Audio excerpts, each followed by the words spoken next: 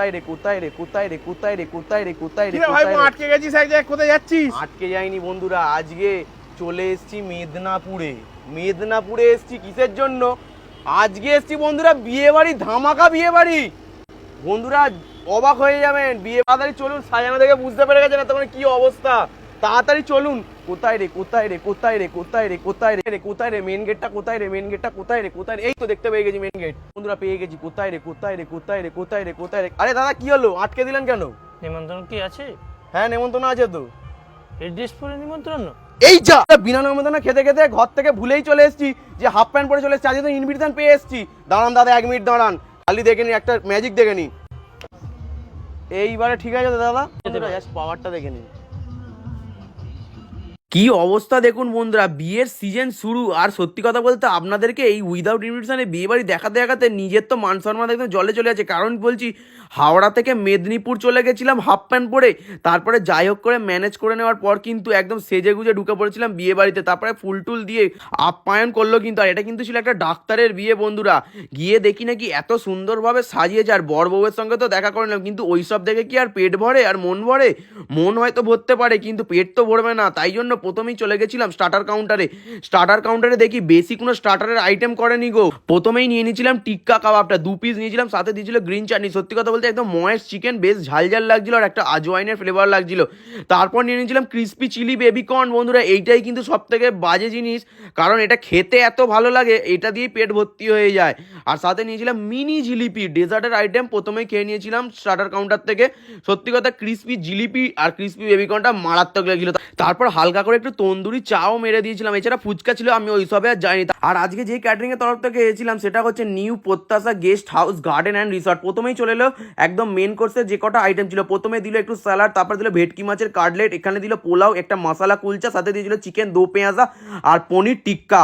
বন্ধুরা প্রথমেই একটুখানি আমি এই ভেটকি মাছের চপটা বা কাটলেটটা যাই বলো না একটু খেয়ে দিলাম। আলু ধনে পাতা সব কিছু দিয়ে খুব সুন্দর করে করেছিল। একটু কাসুন্দি দিয়ে মারতে না মারতেই পেঁয়াজটা আমাকে ডাকলো, পেঁয়াজটা দিয়েও তাই জন্য একটু খেয়ে দেখলাম, বেশ সুন্দর লাগছিল। ভেটকি মাছের একদম সুন্দর ভরপুর গন্ধ। তারপর একটু মশলা কুলচাটা ফাটাতে না ফাটাতে ভেতর দিয়ে পনির আর ধনে পাতা, একটু গাজর ফাজর সব কিছু একদম নানান ধরনের মশলা ভেজিটেবল দিয়ে উঠেছিল, বেশ সুন্দর লাগছিল।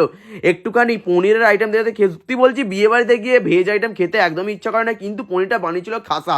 তারপর একটু চিকেনটা দিয়ে বন্ধুরা, চিকেন দো পেঁয়াজ দিয়ে খেতে খেতে দাদা দেখি নাকি আবার একটা লেগ পিস দিয়ে গেল। জানে আমি ভালো লাগে লেগ পিস খেতে, তার জন্য দাদা দিয়ে গেল আবার একটু লেগ পিসটা খেয়ে দেখলাম বন্ধুরা। সিরিয়াসলি বলছি চিকেনের এই আইটেমটা বন্ধুরা মারাত্মক করেছে।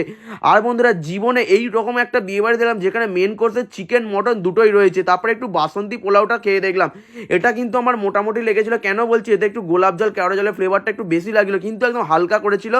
আর সিরিয়াসলি অসাধারণ, এই চিকেনটা অসাধারণ করে। তারপরে নেক্সট আইটেম চলে এলো। নেক্সট আইটেমে ছিল আলু ভাজা, সাদা ভাত, ভেজ ডাল, এদিকে ছিল মিক্সড ভেজ, আর এদিকে ছিল ভেটকি মাছের পাতুরি আর মাটন কষা বন্ধুরা। একদম জম্পেস করে থালা ভর্তি করে নিয়ে নিয়েছিলাম। প্রথমে একটু ডাল আর আলু ভাজা দিয়ে খেয়ে দেখলাম, বাঙালিদের এটা হচ্ছে সেরা খাবার। তাই জন্য মুখে দিতে না দিতে একটাই কথা বললাম, সত্যিকারের মতো বলছি দারুণ লাগ। আর বিয়ে বাড়িতে গেছি যেহেতু প্রত্যেকটা আইটেমে টেস্ট করতে হবে, যাই জন্য ভেজ যে মিক্স সবজিটা করেছিল সেটাও বন্ধুরা অভূতপূর্ব করেছিল। এটা কিন্তু রুটি দিয়ে আমার বেশ ভালো লাগবে, ভাতের থেকে বেশি রুটি দিয়ে বেশি ভালো লাগে। আর তারপর নিয়ে নিয়েছিলাম ভেটকি মাছের পাতুরি, একদম কলা পাতায়। আর এই পাতুরিটার একটা বিশেষত্ব কি জানেন, এই পাতুরিটা দুইভাবে করা হয়েছে, মানে একবার স্টিমে দিয়ে তারপর কিন্তু এটাকে আবার ফ্রাই করা হয়েছে, যার জন্য টেস্টটা এতটা ইনহ্যান্স করেছে কি বলবো। মোটা মাছের ফিলিং, সোর্সের একটা স্ট্রং ফ্লেভার, বেশ ঝাঁঝ লাগছিল, সুন্দর খেতে লাগছিল। সত্যি কথা বলছি দুটোতেই খেয়েছিলাম, দুটো পিসি একদম মোটা মোটা ছিল, দারুণ লাগছিল বন্ধুরা, অসাধারণ। তারপরে চলে গেলো একদম মেন কোর্সে, যেটা হিডেন জেম বা যাই বলো না কেন, এটার জন্য মানুষ পেট ফাঁকা রাখে বাঙালিরা। মাটন কষা সাদা ভাত বন্ধুরা, রেওয়াজি পিস দিয়েছিল, মাটনটার অসাধারণ। আমার মুখ চোখ দেখে বুঝতেই পারছো কিছু কিছু মটন একটু কম সেদ্ধ হয়েছিল, কিন্তু মাটনের কোয়ালিটি আর টেস্ট কোনো কথাই হবে না বন্ধুরা, ভাত দিয়ে মারাত্মক লাগছিল। নেক্সট চলে এলো ডেজার্টের আইটেম, মিক্স ফ্রুট চাটনি, আর দাদাকে পাঁপড় বেশি করে দিতে বলেছি বলে একদম ঢেলে দিয়েছে, তাতে নলেন গুড়ের রসগোল্লা আর পায়েস।